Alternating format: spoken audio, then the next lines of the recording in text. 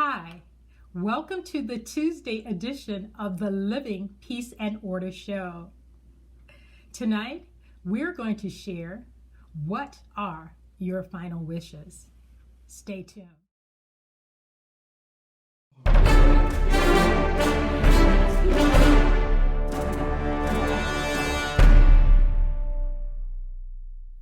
Hi, I'm Kimberly Ivory Graves, your holistic elite legacy planner, aka Help Me Kimberly. I'm also the author of Leaving Peace in Order, which is a step-by-step guide to getting your affairs in order. If you're interested in getting your copy, make sure you go to my website at helpmekimberly.com. The Living Peace and Order book also comes with a workbook and a mini-size workbook or a flash drive. So when you go and place your order, just make sure that you select which option you prefer. As I mentioned in the intro, we are going to talk about what your final wishes are. But before we get started, let me give you your assignment. If you're on Facebook, please click the like and share buttons and also any comments that you would like to share. If you're on YouTube, make sure you hit that subscribe button and also the notification button. Thank you in advance. Well, our scripture for the week is found in Hebrews 12:14, and it says, "Follow peace with all men and holiness, without which no man shall see the Lord." And we share these scriptures weekly on our Clubhouse show, where we have 52 weeks of living peace, sharing 52 different scriptures on peace. It's a wonderful discussion, so I encourage you on Saturday mornings at 10 a.m. Central Time that you join us on Clubhouse. It's the Living Peace and Order Show. So just search for Living Peace and Order on Clubhouse or either Kimberly Ivory Graves, and you'll be able to connect with us and make sure you join the Clubhouse. Well, our topic today is, what are your final wishes? And I'm going to just kind of look at my workbook here because there are so many areas that you want to make sure that your family members are aware in your final wishes. And I want you to take a moment and think about, loved ones that have passed away, those who have had their affairs in order and those who have not. Where do you stand today? Will your family be scrambling? Will they be trying to figure out what to do, what you want, where your important papers are? This is your chance, your opportunity to get your affairs in order. And so through the course of this show, we're going to walk through the workbook. So I do encourage you to order your copy of the Leaving Peace and Order set, the book and the workbook, because that's what we're going to use as our tool to kind of help you get your affairs in order. So as I stated, think about where you stand today if something was to happen to you. Do you want to be cremated? Or do you want a burial? Do you want a large funeral or no funeral at all? I remember my mom was very adamant about what she wanted and what she did not want. My mom was very specific, and she literally sat down with me and told me exactly what her wishes were. And I was able to document her wishes and put everything in a binder.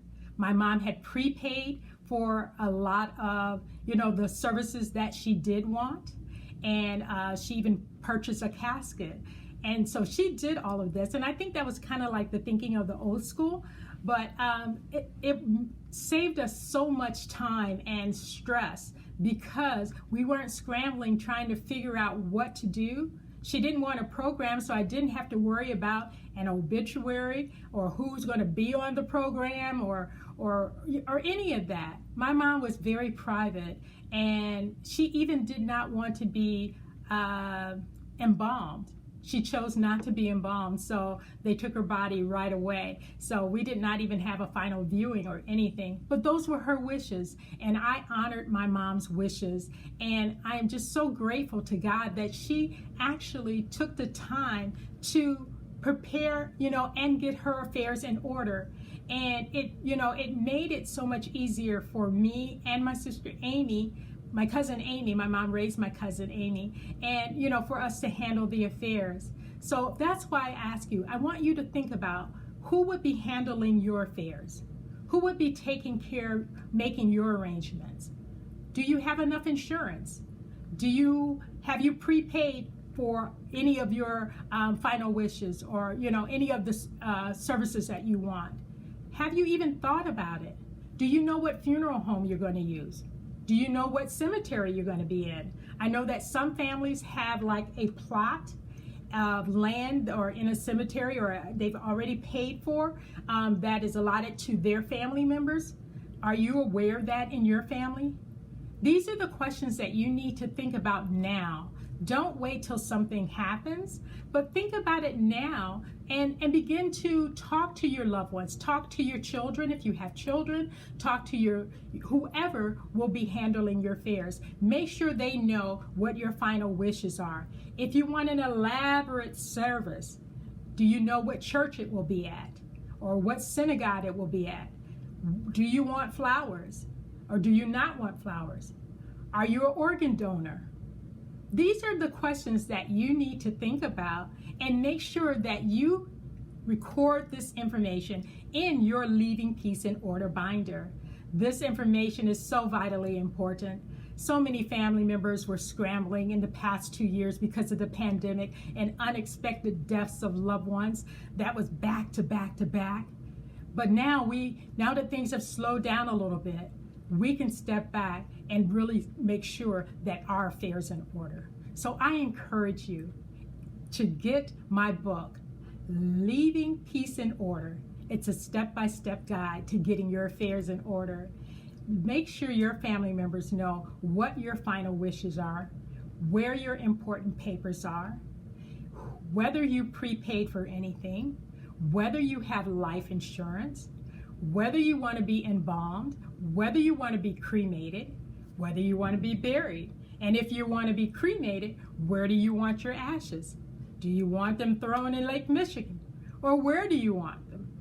I mean, these are the things that you have the opportunity now to decide on and make that decision. So I encourage you, don't waste any more time.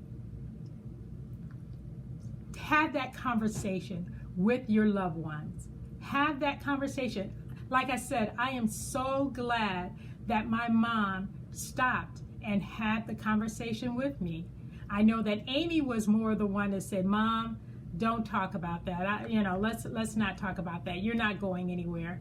But I was the daughter that I took off my daughter hat and I put on my administrator hat, and I began to listen to my mom and really hear what she wanted and begin to document it. Because if I hadn't, I don't know what I would have done. I mean, I know that I would have been scrambling trying to figure out what to do. And I mean, we as family members, we do what we have to do, to make sure that we get through that time.